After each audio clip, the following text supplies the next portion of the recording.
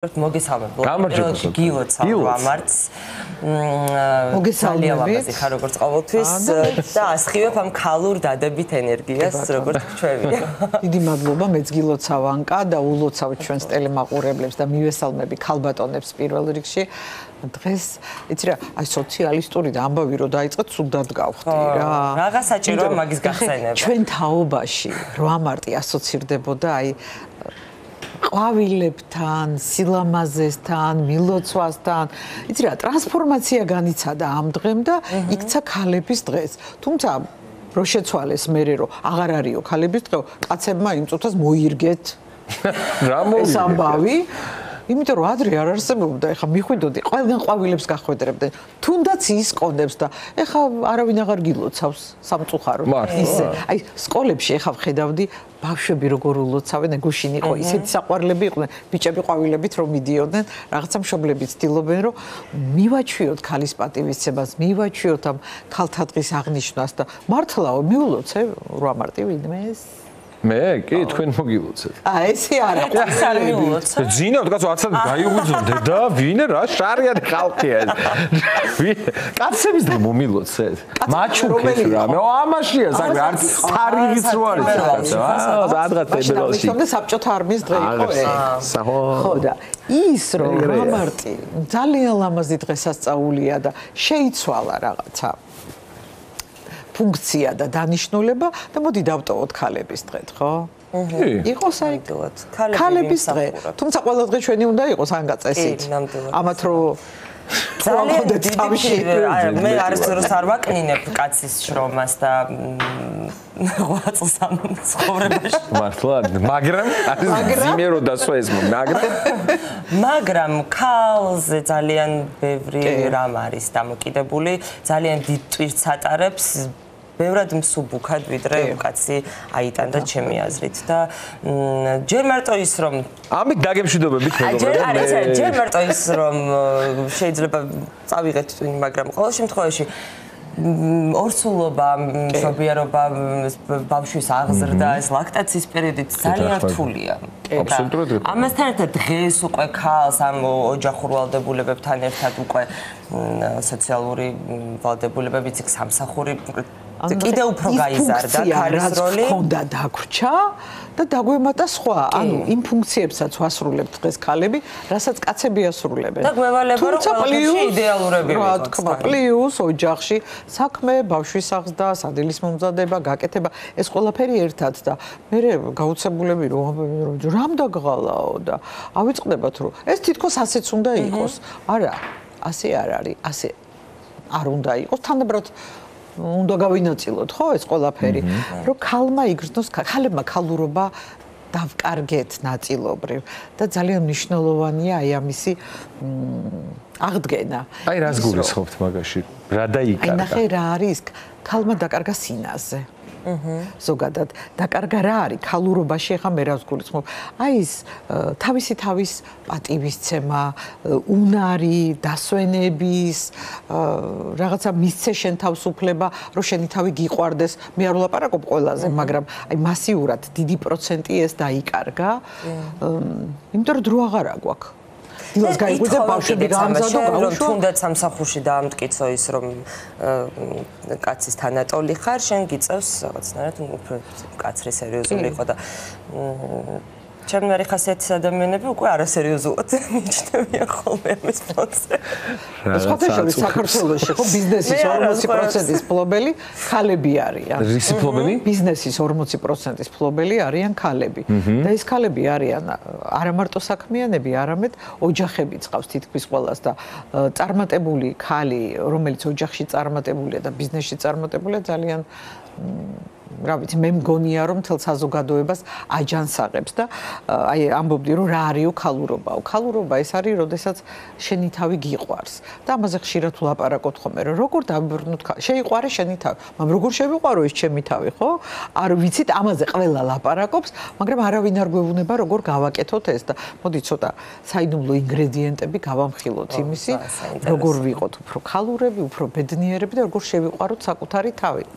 თუნდაც ნახე ძალიან ხშირად რას ვაკეთებ დილას გეჩქარება გარბი ხარ საჭმელ ჩქარა ჭამ იქ შესვენებაზე ჭამაც კი დაგვავიწყდა ისეთი, როგორიც გაგრძნობინებს, რომ ბედნიერი ხარ, ნახე, იმის დაგემოვნება, რომ რაღაცა რა გინდა. თუნდაც ერთი ლუკმა რო შეჭამო და გაიგო, რომ ეს მინდა და დააგემოვნო. დღეს ჟავე მინდა თუ მწარე, ტკბილი მინდა თუ ის კი არა, რომ მარტო მშია დავჭამო. რა მინდა, რომ ის მივირთვა და ამით ნახეთ ტკბობის უნარი დავკარგეთ. და ქალი როგორ იქნება ბედნიერი, რომელიც მაგალითად სამსახურში ისეთ ადგილას მუშაობს, სადაც 8 საათიანი სტრესი აქვს. სულ სტრესში, იმიტომ რომ არ უყვარს. არ უნდა ეს საქმე და თავს ცუდად გრძნობს. და მე ვეუბნებით, რომ ის რა, თავი შეიყვარე, ვერ შეიყვარებ. და ესეთ ქალბატონები რომ მოდიან ხოლმე ჩემთან, მინდა ჩემი თავი ვიპოვო.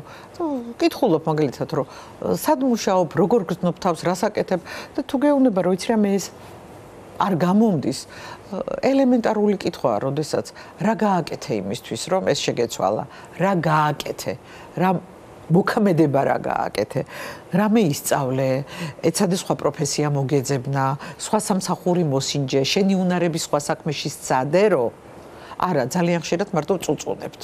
რომ აუ რა არის, ვერავარ ხასიათზე, ცუდად ვარ და ბუნებრივია ხა ეს სტრესია, ხო?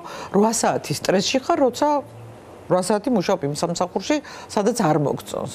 და უნდა რაღაც დაბიჯი გადავდგა, რაღაცა შევცვალო, რაღაცა მოვძებნო და თუ მე ამას არ გავაკეთებ, როგორ შევიყვარო ის საკუთარი თავი, აქედან იწყება ზუსტად. რომ ვაკეთო ის, რაც მე მომწონს. მათ შორის კაცებია. მათ შორის ხო, რა თქმა უნდა. ეტაპები არსებობს აი ამ საკუთარი თავის შეყვარების და ქალო პირველ რიგში რა ჩვენი ოჯახი და გარემო. სახში რომ მივდივარ, უნდა მიხაროდეს. ისეთი გარემო უნდა მქონდეს, რომელიც მე სიამოვნებას მანიჭებს. არ არის აუცილებელი, რომ თქვა ძალიან დიდი სახლი მაქვს. თუნდაც ერთი კუთხე მქონდეს, ისე მოწყობილი, რომ სადაც მე დავჯდები, ჩემი იყოს. მე მანიჭებდეს სიამოვნებას, ხო? გარშემო მყავდეს ისეთი ადამიანები, რომლებიც მე მახარებენ. თუმცა ძალიან ხშირად საზღვრების დაცვა არ ვიცით. აი საზღვრების დაცვაც უნდა ვისწავლოთ. გინდაც ეს ადამიანი იყოს დედა, რომელიც შეიძლება ყოველ წუთში გირეკავს და გეუბნება, რომ აი შენ ეს არ გააკეთე, შენ ასე მოი გაუფასურებას უკეთებს ყველაფერს იმას, რასაც შენ აკეთებ. და ჩვენ კულტურალურად ვიცით, რომ ნუ დედა და არ შეიძლება რომ რამე უთხრა, ხო? მაგრამ არ არის ესე. თუ ეს ადამიანი მე მანგრევს, შემიძლია ცოტა დისტანცია. ნახე, ამ დედამ რო გცემოს. ფიზიკური ტკივილი მოგაყენოს, რას გააკეთებ, გაჩერდები? აუცილებლად გამოიწევი, ხო? და ეცდები რომ დისტანცირება გააკეთო და როცა სულიერად აკეთებ ამ ამბავს და გიუფასურებს ყველაფერს, რაც გააკეთე და მარტო გაკრიტიკებს, ზუსტად იგივეა. შინაგანად განგრევს და ამიტომ დისტანცირება ესეთი ადამიანებისგან რომლებიც მე ენერგიას მართმევენ, აი ესეც მაკარგინებს იმ ჩემ ქალურობას და იმ ჩემ ბედნიერებას. დისტანცირდე ისეთი ადამიანებისგან, რომლებსაც შენგან ენერგია მიაქვს, თუნდაც მეგობარი, რომელიც ვთქვათ, სულ წუწუნებს, რომ რა უბედური აქვს, მაგრამ რაღაცა აწყენინა, ის ესე მოექცა, რაღაცა რა ხდება ქვეყანა თავზე გვენგრევა, 24 საათიან რეჟიმში მოწუწუნე ადამიანები ნებისმიერ შემთხვევაში გვანგრევენ. მხარდამჭერი ადამიანები, რომლებიც ცდილობენ ჩვენი რაღაცა პოზიტივი დაინახონ, სადღაც გვერდში დაგვიდგნენ, რაღაც შეგვაქონ, мотивация მოგცენ, ეს ადამიანები ჩვენ უფრო გვაძლიერებენ. ძალიან მნიშვნელოვანია კიდევ მოძრაობა, ფიზიკური აქტივობა. ესეც არის ერთ-ერთი მომენტი იმისი, რომ მე შევდგე როგორც ქალი. ამ დროს ენერგიაც გემატება, აუცილებლად უკეთესად გამოიყურები. ოღონდ ნახე, სასურველია. ეხლა ითვლება, რომ რაღაც მამაკაცური სპორტები ის, მაგრამ სინამდვილეში აღმოჩნდა, რომ ქალისთვის უფრო შედარებით ისეთი სპორტი უფრო მისაღებია, ქალური სპორტი, ასე ვთქვათ. და არა მაგალითად, არაპოპულარულ რამეს ვამბობ, მაგრამ არაძალადობრივი, არა შტანგისაწევა მაგალითად. სასურველია, რომ უფრო ისეთი სპორტით და ისეთი აქტივობით დაკავდეს, თუმცა ისიც შეიძლება თუ მე სიამოვნებას მანიჭებს. მოკლედ, ამან მე სიამოვნება უნდა მომანიჭოს. თუ მე ვიქცევი ისე, რომ თავს ვეძალადები ყოველჯერზე და ეს არ მაბედნიერებს. ხო, მე ეგრევე სპორტის სახეობის მნიშვნელობა არ აქვს, თუ მთავარია შენ ეს სიამოვნებას გაიჭირე. რაც მთავარია, განვითარებაზე. შინაგან სულიერებაზე მე შიგნიდან უნდა ვიყო კარგად, რომ გარედანაც კარგად ვიყო და ბედნიერი ვიყო. და შიგნიდან რომ კარგად ვიყო, ამაში მჭირდება გარემო, ამაში მჭირდება საკუთარი თავის მოვლა, თუნდაც ჩავიცვი რამე ახალი ლამაზი და თავს ხო აი პატარა რამეც ხო გიხარია, ხო? და ძალიან კარგი. ვიღაცას ბედნიერებას ანიჭებს შოპინგი, ვიღაცას ბედნიერებას ანიჭებს წიგნის კითხვა. აი დავაკვირდე რა მანიჭებს მე სიამოვნებას. ჩვენ ძალიან ხშირად ემოციების სახელიც არ ვიცით. აი როცა კარგად გგონებ თავს, უცებ გაჩერდე და დააკვირდე რა ემოციაა ეს. რა ემოცია და შემდეგ რა გრძნობაზე გადის. უყურე ემოცია რა არის? ემოცია არის ის, რომელიც მე მიჩნდება უცბად და შეიძლება მეორე წუთში აღარ მქონდეს. ხშირად გრძნობას და ემოციას ერთმანეთში ურევთ ხოლმე, ხო? გრძნობა არის, რომელიც დიდი ხანი მიმყვება. და რომელიც გრძელდება და ემოცია შეიძლება მე შენ მიყვარხარ ძალიან და დიდი ხანი გრძელდება კი მე თქვენ მიყვარხარ მაგრამ შეიძლება ხანდახან რაღაცა რა ვიცი არ მომეწონოს ხო და რაღაცა მეწყინოს მაგრამ ეს წენა გადის ემოცია და გრძნობა რჩება აი დავაკვირდე რა ემოციაზე მაგალითად სიხარული თუ ჩემში იწვევს ბედნიერების ემოციას აი ის მომენტი რასაც მე დავიმახსოვრო რას გრძნობს სხეულში ამ დროს როგორ ვარ დავაკვირდე ჩემ შინაგან განწყობას და შემდეგ როდესაც იგივე განწყობა მე გამიჩნდება სხვა დროს მივხვდე რომ ესე იგი ეს მჭირდება მე ბედნიერებისთვის დავიმახსოვრო ეს ძალიან მნიშვნელოვანია ძალიან მარტივია მაგრამ ძალიან კარგად მუშაობს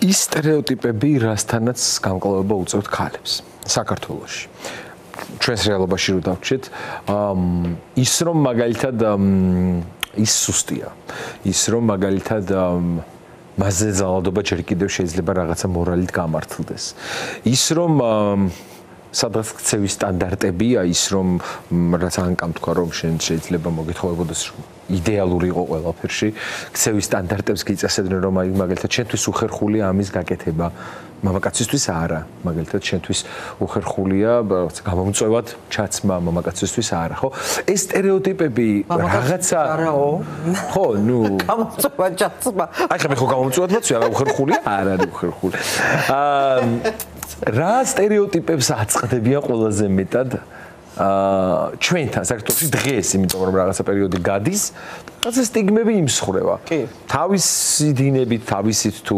ადამიანების ხელშეწყობით რაღაცები მაინც წარსულს ბარდება ხომ თუმცა არის რაღაცა სტიგმები რომლებიც მაინც რჩება დღის წესრიგში რომლებია დღეს ესენი და თქვენთან თუ მოდიან აი ამ პრობლემებით ხალხობად მე რა ნაკლებად არის უფრო თუმცა არის განსაკუთრებით ეს შეინიშნება ხოლმე აი სამსახურში უფროსები რატომღაც ქალებთან უფრო გაზდით ხოლმე ასე ვთქვათ აი ის ცოტა ძალადობა ცოტა ისეთი სიტყვა მაგრამ ცოტა ისეთი ქალები უფრო დამთმობები ვართ იმიტომ რომ ქალები უფრო ნაზები ვართ ფაქტია. ადრე იყო აი ფემინიზმი ახალი დაწყებული რო იყო, ქალი რომელიც მაგალითად მოათრევდა ძიმე ჩემოდანს და მამაკაცი მიეხმარებოდა, არ მინდა, რას ქვია. მაგრამ ეხა მივხვდით რო იცი რა. ხო, არ მინდა. ხო, თან ეს შანთასად არის. ქალი ვარ ნაზი და რატომაც არა. მამაკაცი ძლიერია ფიზიკურად და მოგეხმაროს, ხო?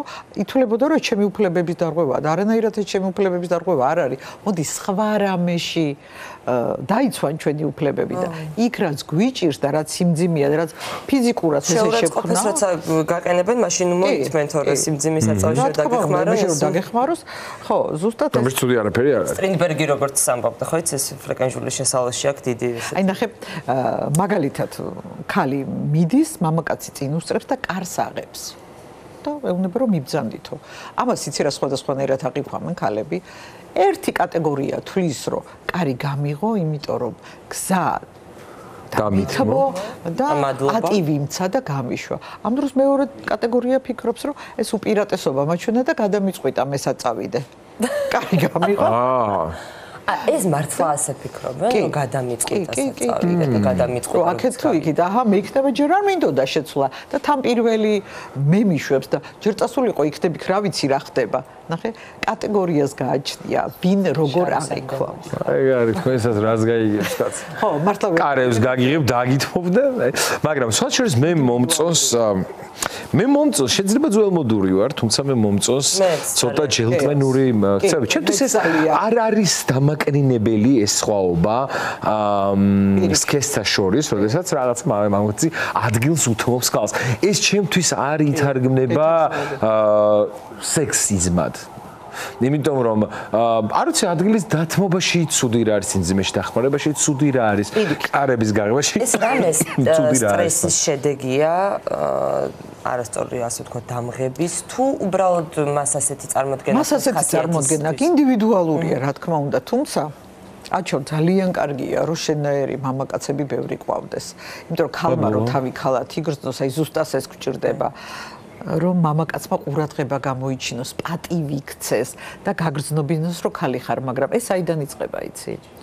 მე თუ არ ვიცი, რომ ხალი ვარ და მე თუ ჩემი თავი არ მიყვარს, მამაკაცმა მე რა ვიცი, აბა როგორ შეგიყვარო? იმიტომ რომ ვერ ვხედავ რა არის შენთვის თავის სიყვარული. შენ თავს არ უვლი, არ ვიცი რა გიხარია, არ ვიცი რა გწყის და მე შენ ისე მიყვარხარ როგორ შემიძლია. ჩემებურად მიყვარხარ და იმას გიკეთებ, რაც მე მგონია, რომ შენთვის არის აუცილებელი და თუ შენ ამას არაფერს არ მაჩვენებ, მე ვერ გავაკეთებ იმას, რომ შენ გაგაბედნიერო. თუ ვერაფერში ამას ვერ ვხედავ და მოდი დამანახე რომ რა არის შენთვის საკუთარი თავის სიყვარული და შენ თუ შენ არ გიყვარ შენ თავის სხვა ვერ შეგიყვარებს გარშემო შენც ვერავის ვერ შეიყვარებ რა საკუთარი თავის სიყვარულით პატივისცემით იწყება სხვების სიყვარული და პატივი მოდი ანკას ეს კითხვა გავაგრძელოთ ასე მაგალითად თუ ქალები თქვენ თქვით რომ არსებობს რაღაც კატეგორია რომელსაც მაგალითად მოსწონს ის რომ ეს დამოკიდებულება არის მათ მიმართ არსებობენ ქალბატონები რომლებსაც ეს არ მოსწონს რომლებიც თვლიან რომ ისინი ძლიერი დამოუკიდებელი ქალები არიან რომელთაც არ სჭირდებათ მაგალითად კარების გაღება არ სჭირდებათ ადგილის დათმობა არ სჭირდებათ დახმარება რაღაცის მიღწევაში ისინი დამოუკიდებელ თამას აკეთებენ ხო და სხვა შორის არსებობენ ადამიანები რომელსაც აი ეს ჯელტმენური მიდგომა რომელსაც მე წეღავს საუბრობდი შეიძლება მათთვის იყოს დამაკნინებელი რომ მე რატომ ჭირდება ახლა შენ მაგალითად რატომ მithmop ადგილს მე ვარჯიშობ მეც მყარად ვდგავარ მიწაზე და რატომ უნდა დამithmo ადგილი ხო რამდენად მიდის თანამედროვე ტენდენცია აქეთკენ იმიტომ რომ დღეს ქალებს სხვა შორის სტერეოტიპების და სტიგმების გამო უფრო მეტად უწევთ რაღაცების მტკიცება, ხო? სამწუხაროდ, რომ აი უწევთ მტკიცება, რომ მათ ბიზნესის მართვა შეუძლიათ, პოლიტიკაში მეტად ჩართვა შეუძლიათ, იმიტომ რომ რაღაცა ეს მოძრაობები არსებობს, ხო? და ამის გამო ხშირად სხვათა შორის შეიძლება ისე რომ მათ ეს საერთოდ არ უნდათ უწევთ ისეთი ნაბიჯების გადადგმა საკუთარი თავის დასამკვიდრებლად, რომელიც რაღაცა მათ უფრო წარმოაჩენს, უფრო ძლიერად, უფრო დამოუკიდებლად. შეიძლება საერთოდ მართ კიდევ ერთხელ მე ემოციურად საერთოდ არ უნდათ ამის კეთება, მაგრამ როგორია ტენდენცია დღეს ქალატყობიდან დღეს თანამედროვე ქალი როგორია თქვენ თქვით რომ რაღაცა ქალურობას ჭრალში კარგავს მე ძალიან ბევრ ქალთან მიწევს ურთიერთობა და შეხება მათ შორის ძალიან წარმატებულებთან და ძალიან ძლიერებთან მაგრამ თითქმის ყველას უნდა რომ ხანდახან იყოს სუსტი თითქმის ყველას უნდა რომ ხანდახან ვინმე თავზე ხელი გადაუსვას და უცხრას რომ ქალებს ყველაზე სხვათა შორის გერმანიაში არსებობს თურმე ასეთი პროფესია ბებიის პროფესია ბებიად მუშაობ მიდიხარ ჩაეხუტები მოგეფერება თავზე ხელს გადაგისვამს იმიტომ რომ ამის მოთხოვნილება გვაქვს და აი ძლიერ ადამიანებს ქალებსაც და კაცებსაც ეს მოთხოვნილება გვაქვს და მე მახსენდება ინდოეთში ვიყავი და შევხვდით ინდოეთის პრემიერ მინისტრს და ესეთი ისტორია მოყვა